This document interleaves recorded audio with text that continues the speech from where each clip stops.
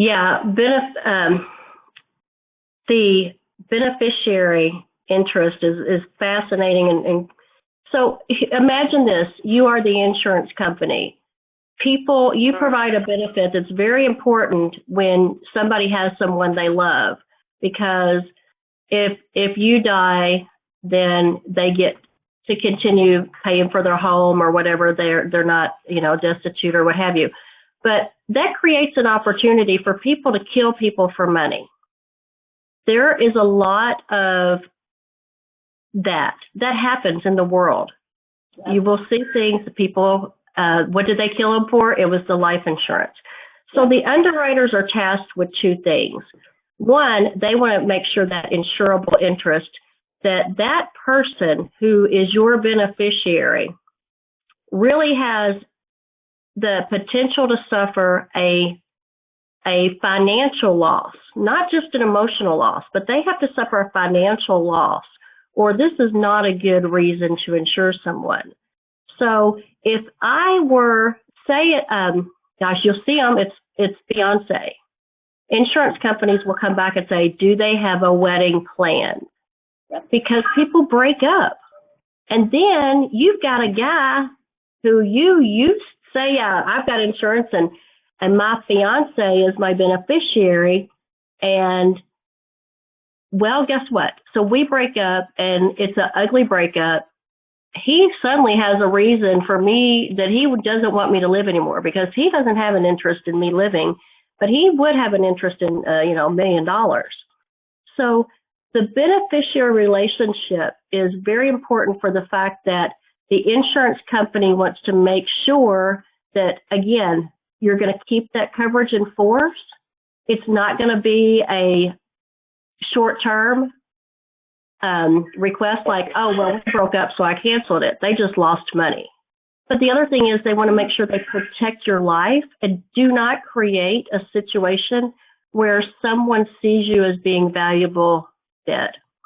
And I know that sounds morbid, but this is what, life insurance is about. It's about death, and it's about trying to take care of people at a time like that, but not everybody's honest.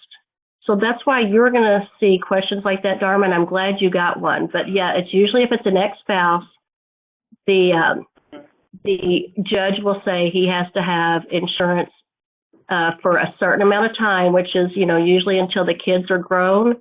But usually, the insurance company will think that they'll probably keep it for their own family if they survive. So they don't usually limit that if it's an ex-spouse, but that's why they ask. They want to know, does that woman hate him now?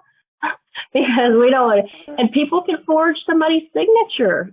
That man may not even be the person who filled out the application or signed it. His ex-wife may have taken the application, signed it, put herself as beneficiary, and lo and behold, now she's got a reason to not want him to be alive any longer. Okay? Correct. Hey, Lori, do you remember way back when there was a law about naming your animal as a beneficiary, like your dog? You know anything about that? I do not remember any of that, no. It was a silly California law. Okay.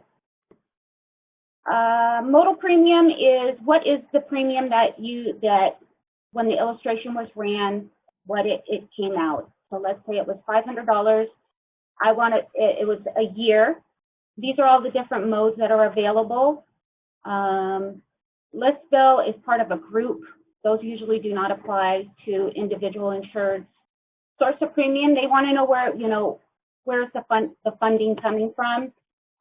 In this situation, because it's personal, savings account, I'm paying the premium from my savings account.